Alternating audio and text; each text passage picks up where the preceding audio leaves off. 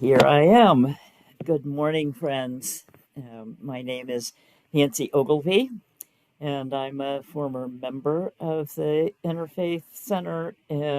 Former because I've since returned to the Christian roots of my childhood and earlier life. Since my time here, I've taken vows as a monk in a monastic order and am currently a member of Blue Ocean Faith, post-evangelical congregation. Some of you also know me as a co-founder of a new community called Undaunted Elders, where we focus on aging consciously and support each other in both the gifts and challenges of aging.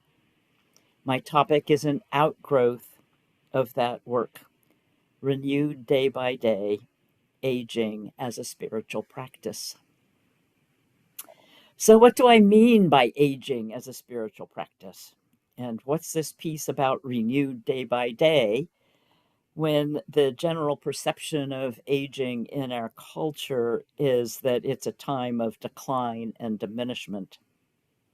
My intent this morning is to look at the challenges of aging head on using a story from my own life, and then to offer a very different vision of the gifts and opportunities that growing older can offer. An inspiring and uplifting vision of aging as an invitation to deepen faith and lean into God's love, to shed egoic illusions, and to shift focus from our human identity to our spiritual identity. I'm also aware that not everyone here might consider themselves old or even older. So I will remind everyone that we are all growing older, aging as we sit here. I am talking explicitly to people like me with gray or white hair, people who are retired.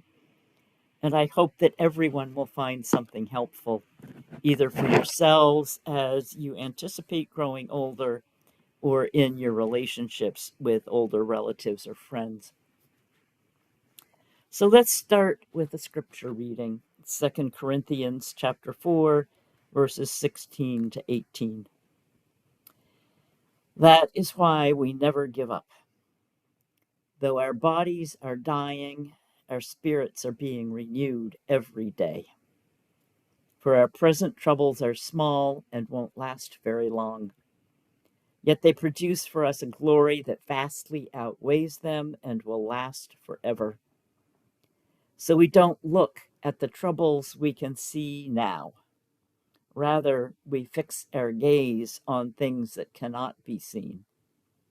For the things we see now will soon be gone, but the things we cannot see will last forever. So this, of course, is Paul talking to the early church at Corinth. It seems unlikely that he's talking explicitly about aging as we think of it today. For one thing, the average lifespan in his time was about 35. But he must have been aware of his body getting older, and I believe there's value in what he's saying when we apply it to our topic of aging as a spiritual practice. Certainly, aging can be about our bodies declining. We may lose stamina or physical capacity. Our sight or hearing may decline. We may move more slowly and have less energy than we used to do. We may begin to need help with things we used to do ourselves. We also lose our work identity when we retire, and some aspects of our parental identity when our kids leave home. In our youth-focused culture, where self-worth and success are measured in speed and productivity, and independence is so highly valued, that decline is seen as a bad thing. It means we're less competent, less capable. We're over the hill and may end up feeling less valuable or capable. And that youth-focused culture is fixated on things seen, on the material world, and therefore on the physical aspects of the aging human body. It's also focused on doing rather than being. To be successful, we're supposed to be human doings rather than human beings, frantically busy all the time. So, what if we follow Paul's advice and shift our gaze from things seen, our physical human experience, to things unseen, our spiritual experience as we age? How might that shed new light on the experience of slowing down and loss of physical capacity? As we have less energy or stamina, we may choose to do less, leaving us with more time for reflection on our lives. We used to find meaning and purpose from our work and our roles with family, friends, community. Now we can begin looking for meaning and purpose in being rather than doing. We can rest in spaciousness and stillness instead of being frantically busy all the time. We create space for exploring the big spiritual questions in our lives. Who am I?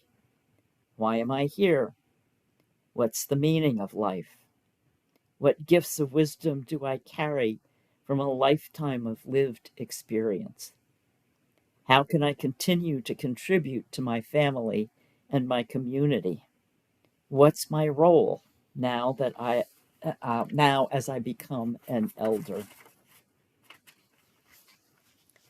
I've mentioned that aging as a spiritual practice is a topic near and dear to my heart. So let me share a bit of my own story with it. 3 years ago this fall, I was about to turn 70, and I was feeling really proud of who I've become over my life. I decided 70 years warranted a big celebration. So I rented an Airbnb on Portage Lake for a weekend and invited my closest friends to a sleepover to celebrate with me. I also planned an open house for a broader circle of friends on Sunday afternoon. It was a big deal for me to say I wanted to celebrate me and to plan that party. First time I had owned anything like that. So Friday evening of party weekend, a friend and I were setting up, carrying boxes of stuff into the house from the garage. I didn't see a little tiny step. And I went down hard on my left hip on the cement floor. I was, of course, startled and a bit stunned, and just sat there for several minutes recovering, then tentatively started testing my capacity. I was definitely sore and bruised, but everything seemed to be working. So I announced to my friend, I think I'm okay. We finished loading everything into the house and went out for dinner. By the time I stood up after dinner to walk back out to the car, I could barely tolerate putting any weight on my left leg. It was too late for urgent care to be open at that point, so we went back to the house for a rocky night. X-rays at urgent care the next morning showed no broken bones, so they gave me some really good pain medications, told me to ice it and follow up with my doctor on Monday. It was still extremely painful to put any weight on my leg. And so I was really relieved when one of the friends coming to my party offered to bring a walker with her. When she arrived, the walker was identical to the one that my mom had used for the last several years of her life. So there I was, turning 70, expecting to host about 30 people for a party in an unfamiliar house the next day, and pretty much unable to walk without a walker that reminded me of my mom in her later years. quite the initiation into aging, and clearly a choice point in Paul's terms. Would I focus on things seen, the human suffering I was experiencing, and perhaps even choose to cancel the party as a result? Or could I shift my focus to things unseen and look for the spiritual gifts that might be revealing themselves in my circumstances? Could I use this situation to deepen my connection with God? Certainly, I had no control over what had happened, but I could choose how I responded. I could accept my reality and ask, "So now what, God?" And in making that choice, I felt an influx of love and knew all was well. Life had thrown me a curveball, yes, and I was determined not to let the circumstances interfere with the blast I intended to have celebrating my birthday with friends I love and I know love me. I also knew they would gladly step up to help with the preparations, so I did have an absolute blast all weekend. In fact, my injury meant people were waiting on me, taking care of me in ways that wouldn't have been necessary otherwise. And I was awash in a sea of love through the entire celebration.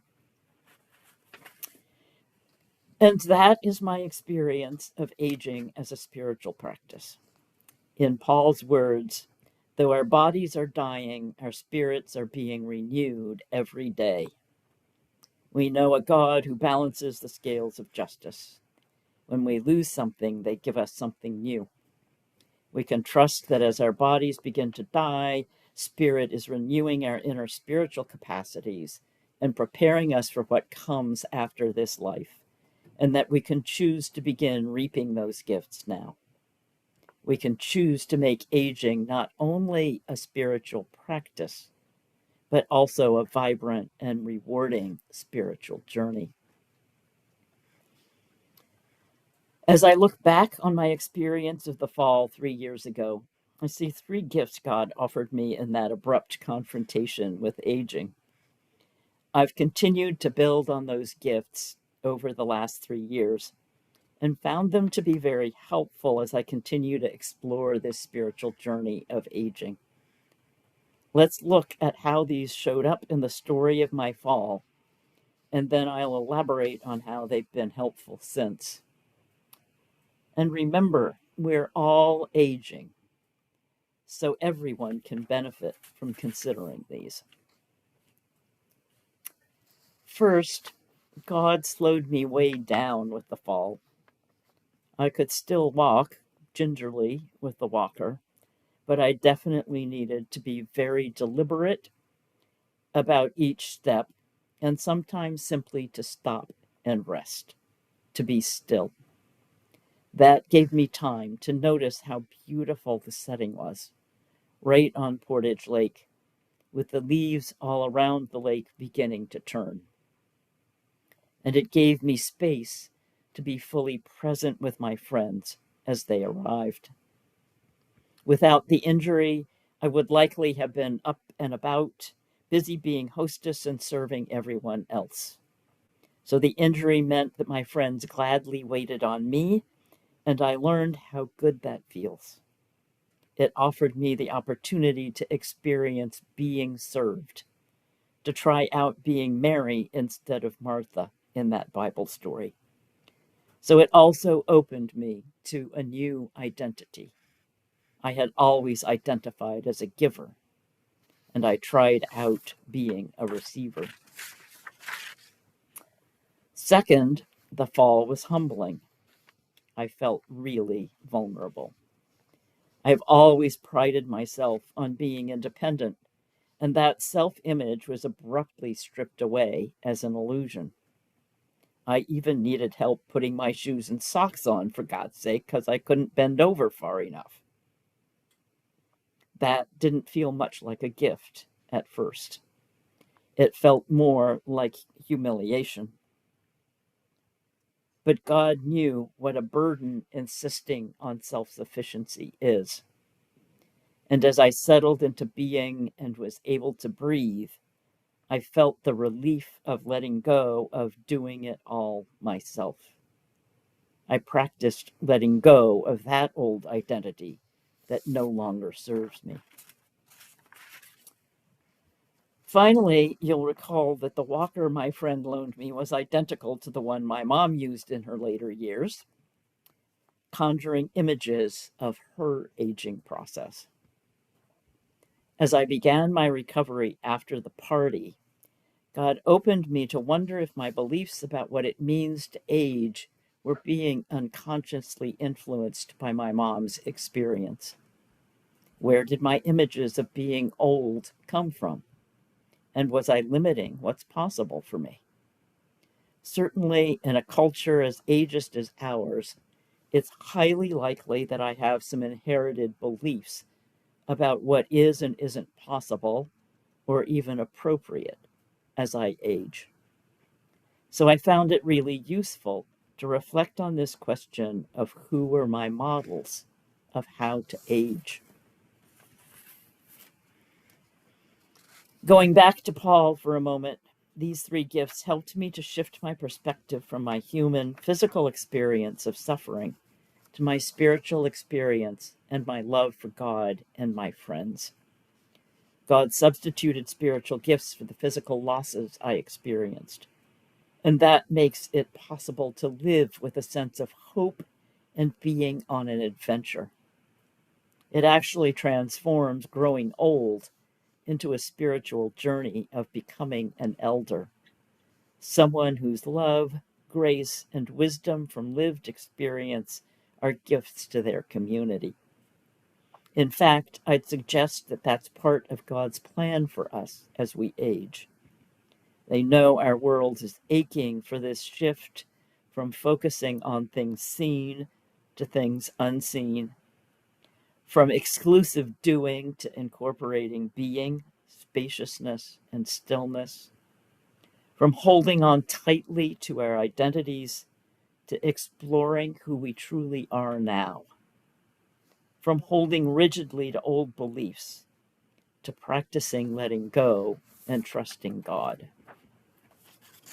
And perhaps it's even God's plan that elders lead the way in that transformation. We're living longer. So why is God giving us those extra years of life? I see that longer lifespan as an opportunity to harvest the wisdom we've gathered over a lifetime of experience and to contribute it back into our families, communities, and world. That's why I've been co-creating Undaunted Elders, because there are perilously few places in our culture where elders can come together to share vulnerably about the gifts and challenges of aging. Happy to follow up with anybody who's interested, and there are several people on Zoom and present this morning who have been participating in Undaunted Elders. So if you'd like to talk further with me, Delith and Annie both know how to reach me. Thanks very much.